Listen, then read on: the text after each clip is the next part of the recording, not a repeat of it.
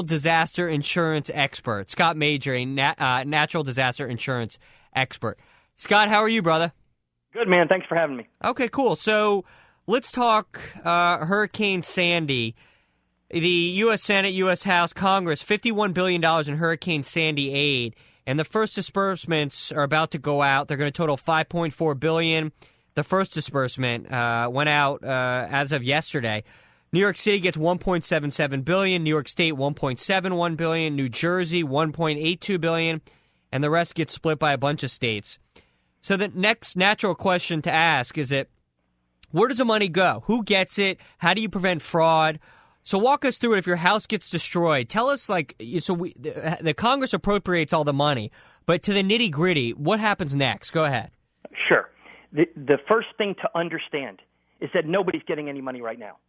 They have to formally send documents back to the federal government that explain how they intend to use the money, even though they have some control over it. They then have to produce a processing application procedure, and then that's going to go out to the people, say, in April. And then they'll apply, and then monies can be gotten maybe May and June. How they're going to be distributed will be based on a process that we don't know yet.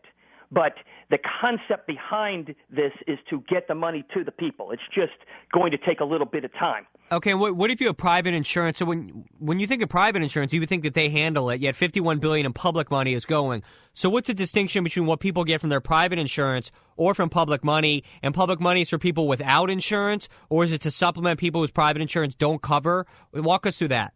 Sure. The first line of attack is always your insurance carriers.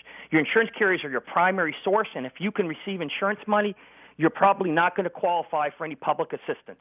If you're unsuccessful with your insurance company, whether that be the homeowner's insurance, the flood insurance, or other types of insurance policies, you will then qualify for these types of loans or grants. Not all grants. There's a lot of loan money out there that they're postulating they're going to give. So you first want to go after your insurance companies in a very aggressive way. Attack them in the sense of making sure you have great expert reports, great estimations, line-by-line estimates, detailed pictures that explain each and every damage, writing letters to them and having them explain in writing why they're not paying each and every item, and if they're not paying it, what is the scientific basis for that. So the people go through and get that insurance side. In terms of this kind of money, for people who maybe didn't get insurance or have insufficient amount of insurance, you'll be able to apply to get monies. Now, the criteria hasn't been released, so you won't know who's going to get what money, but the money's broken up in basically several different ways. It's broken up to give to the cities to use, say, to redevelop their areas and to make their buildings better and to improve, low income and moderate income. And then there's other types of monies which are given to initiatives like to the utility companies and to companies that are going to reinvest in New York. And then some money is going to be given to the individual residents. And I'm going to tell you that it's great that this program is up, but this money is going to be nowhere near enough, as you know, from there being $51 billion that should be in the bank account. Okay, and Scott, how do you prevent fraud? So, anytime there's a natural disaster, you got all these freaks and hangers-on who try to benefit from public money. How is fraud? I mean, there's so much documentation and complexity with claiming this money. How do they get away, and how is there so much fraud in the system? Tell us about all that angle. Sure. There is inherent in any system. You're only as good as your infrastructure. If insurance companies, for example, have a system in place and they call it special investigative units that are inside insurance companies that actually serve as a buffer against people that have fraud. In this particular initiative, there isn't any discussion about who are all the people that are going to be involved in any special investigative units and how they are going to buffer against fraud, because you don't know the application process. But when you have government employees, you better make sure that you have extra employees and a lot of allotment for this, or you're going to have exactly what you said. You're going to have problems with fraud, and you're going to have people not going after these people in terms of getting the money back. Because once they get the money and they spend it, the only thing you're going to have is the criminal process. maybe a restitution sometime later. But we want to get the money to the people who really deserve it. And so it's going to be very, very important for New York, New Jersey, and all these other states to have specific qualifications for the money. I've been through 20 of these storms. I've lived through 9 on my own.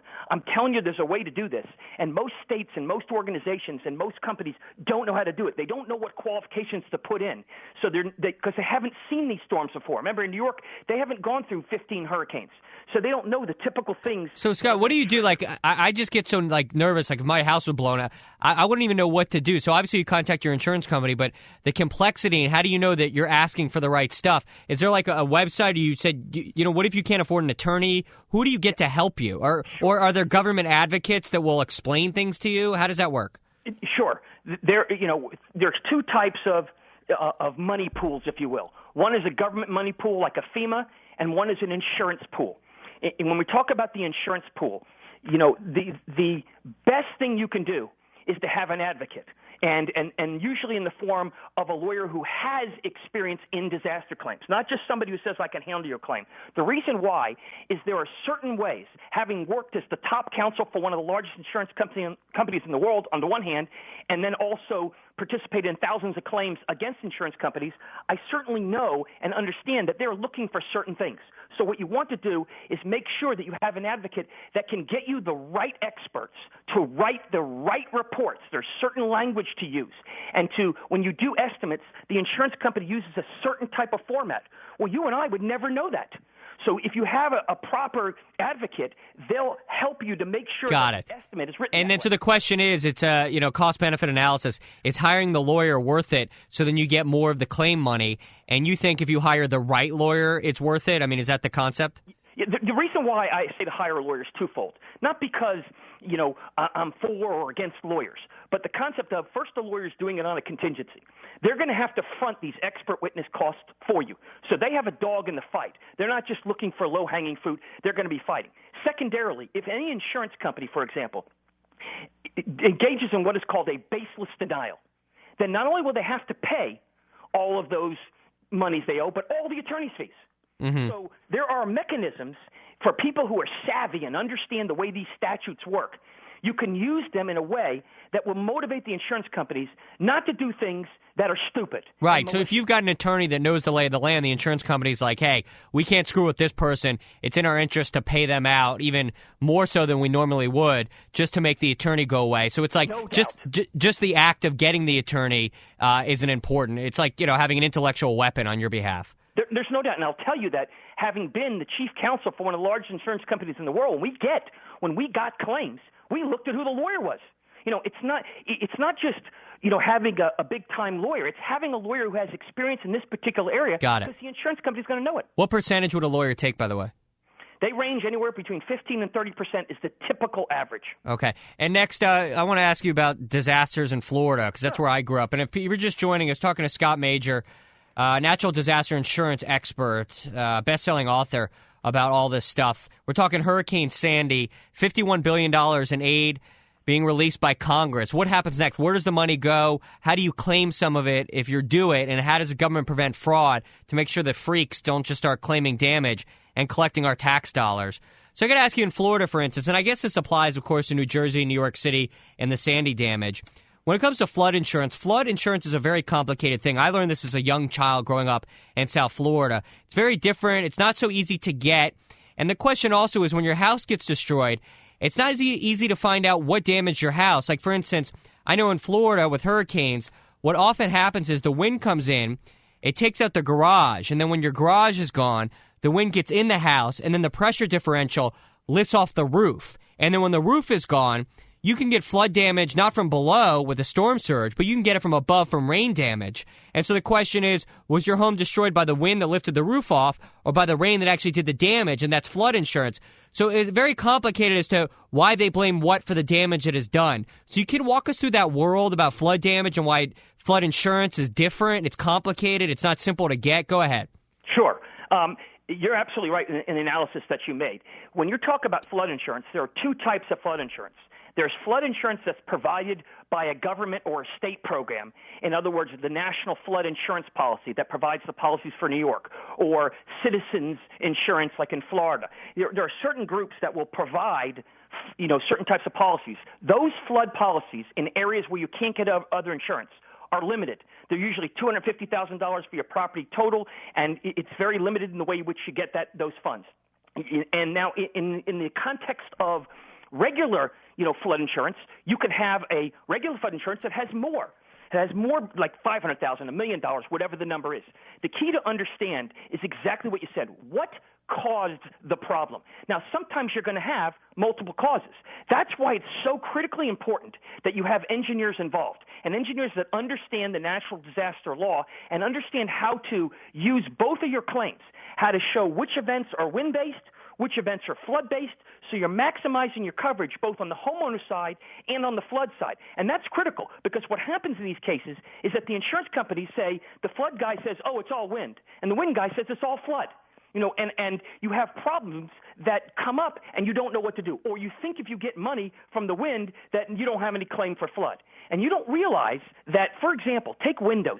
You and I would conventionally think that if a window wasn't broken, you didn't throw a rock through it, that it's fine. But people don't realize that hundreds and hundreds and hundreds of thousands of windows are weak and destroyed. Take a paper clip, bend it 25 times, and then start using it. About 3 weeks from now, it's going to break. Because what happens is with the negative and positive pressures, it weakens the seals. Now, you don't know that, so you don't get your windows fixed. And a year or two from now, you start having this leaking, and you go to your insurance company, and they say, oh, no, it's wear and tear. That's why it is so important to have the right experts in place up front who go through and fly spec your house and look behind the walls and shoot infrared guns and put cameras in your walls and do all these things, because they know and they understand what to anticipate. Then you're maximizing, as you said, both the flood insurance and the homeowner's insurance. And because the policies are so complicated, you need a lawyer who understands what they are. Now, public adjusters can also help too, but public adjusters can't file suits. Interesting.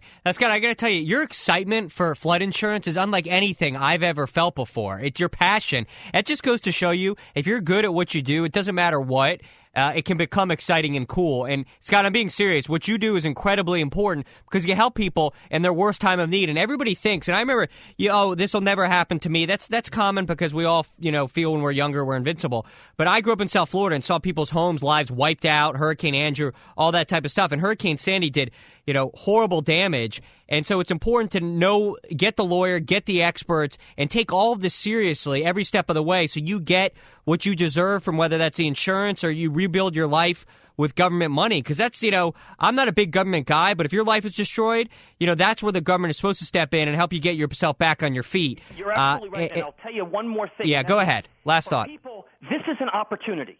This is an opportunity for people to take great steps to get the maximum amount of dollars to rebuild their lives. Look at this. The disaster's over. I can't deal with what happened in history. But what I can do is what I do now. And I tell everyone that it's very important that you detail all your damages, that you get those experts, because you can get a lot more money than you think, and you can force the insurance companies or the government to pay it. Interesting. Scott, we got to jump, but you should do an infomercial or something. You ever think about that? Thanks so much. It's amazing. I really want to help the people. I really do. Okay, good. And people can get information. What is it? Storm Help Team. I want to say this again. StormHelpTeam.org. It's a website that has all kinds of resources, everything imaginable, from insurance policies to FEMA to government to everything else. Cool. And we air in New York City and a bunch of cities around that were affected by Sandy. So that's a good resource. Also, if you go to our guest page on our website, they'll help. It's stormhelpteam.org. Scott, thank you so much, man, and I appreciate what you do. It's a good thing. Thank you. Thank you very much. You be well, okay? All right, brother. Peace. Okay, we're going to take a quick break.